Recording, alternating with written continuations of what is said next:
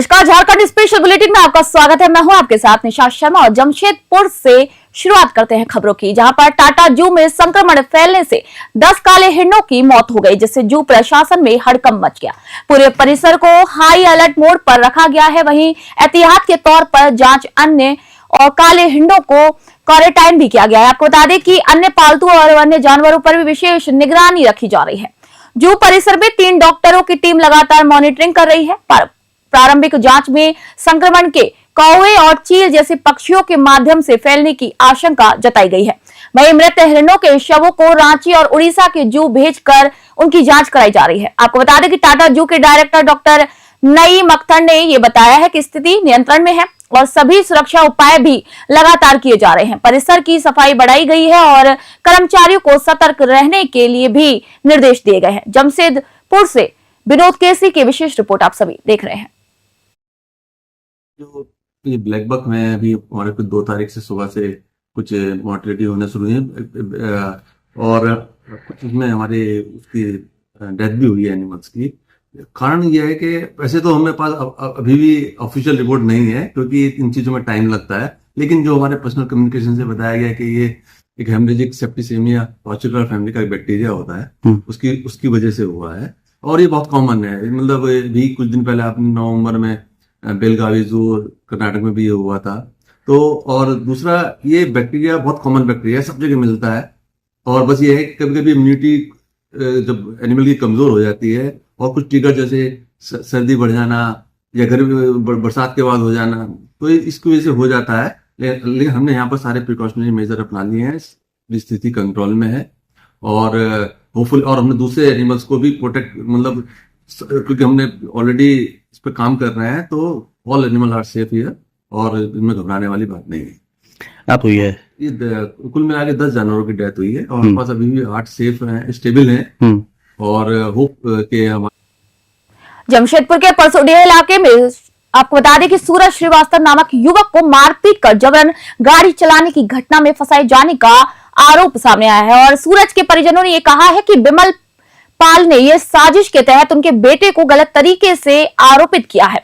परिवार का यह कहना है कि सूरज श्रीवास्तव के साथ पहले मारपीट कराई गई और फिर मोटरसाइकिल जलाने की घटना स्वीकार कराने के लिए उस पर दबाव बनाया गया है और इसी दौरान आरोपियों ने उसका वीडियो भी बना लिया। वहीं सूरज के पिता ने बताया कि उनका बेटा बिमल पाल के लिए गाड़ी चलाता था और कई महीनों से पैसे नहीं मिलने पर जब उसका भुगतान मांगा गया तो उसी विवाद के बाद उसे फंसाया गया है। वहीं सूरज ने भी आरोप लगाया कि पैसा मांगने पर बिमल पाल और उसके 4-5 साथियों ने उसके साथ मारपीट की और झूठा बयान देने के लिए उसे मजबूर किया। वहीं परिवार ने प्रशासन से निष्पक्ष जांच की भी मांग की है और कहा है कि दोषियों पर भी कार्रवाई की जाए। जमशेदपुर से विनोद केसरी की विशेष रिपोर्ट आप सभी देख रहे थे।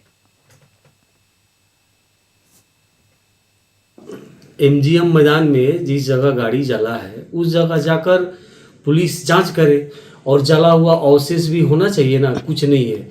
और इसको नशा करा के मारपीट किया है जोर जबरदस्ती और वीडियो रिकॉर्डिंग करवा लिया है झूठ सच कि तुमने जलाया है, एक्सेप्ट करो। ये डर के वजह से ये एक्सेप्ट कर लिया है और ऐसा कोई बात नहीं है। अगर पुलिस को लगता है कि मामला अगर जला है तो अगल बगल जिसके घर के सामने जलेगा उसको पता नहीं चलेगा, तो कोई बोलने को तैयारी नहीं है, ना कोई जान रहा है कि कोई यहाँ कुछ जला हुआ, हादसा हुआ ही नहीं है। तो फिर किस एंगल में फंसा है, झूठ सा सब ब्लेम है।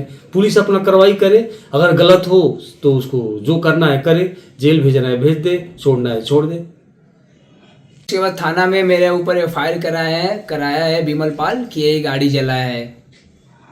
अच्छा, क्या मामला था?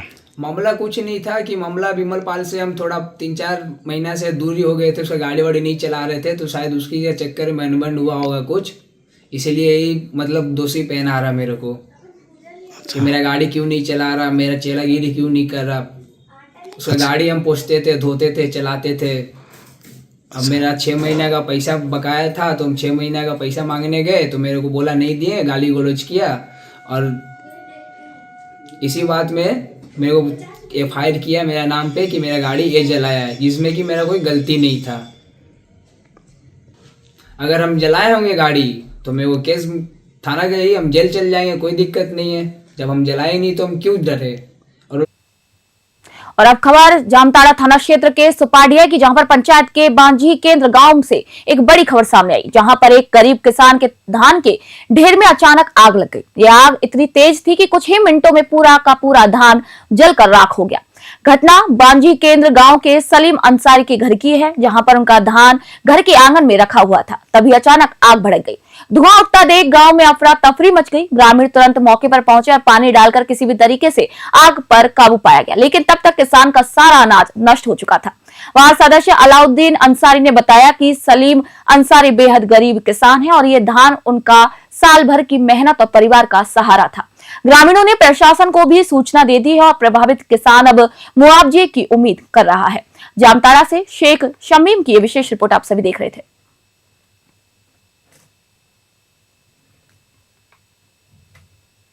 और अब खबर दुमका से, जहां पर भ्रष्टाचार निरोधक ब्यूरो की बड़ी कार्रवाई चल रही है।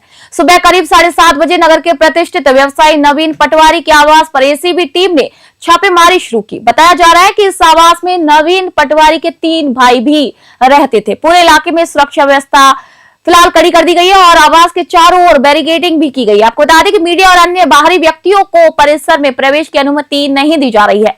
आधिकारिक रूप से छापेमारी के कारणों पर भी अभी कोई जानकारी सामने नहीं आई है, लेकिन सुरक्षा बलों और अधिकारियों के सख्त रवैये से ये स्पष्ट हो रहा है कि ये कोई गोपनीय और बड़े इनपुट वाले मामला है।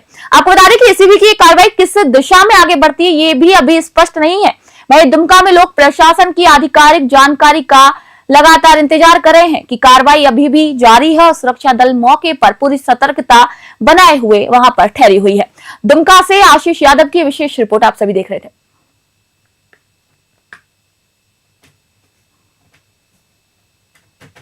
तो झारखंड स्पेशल बुलेटिन में फिलहाल के लिए इतना ही। नई अपडेट और जानकारी के लिए जुड़े रहिए न्यूज़ 21 के साथ। मैं निशा शर्मा अब आप सभी से इजाजत लेती हूं।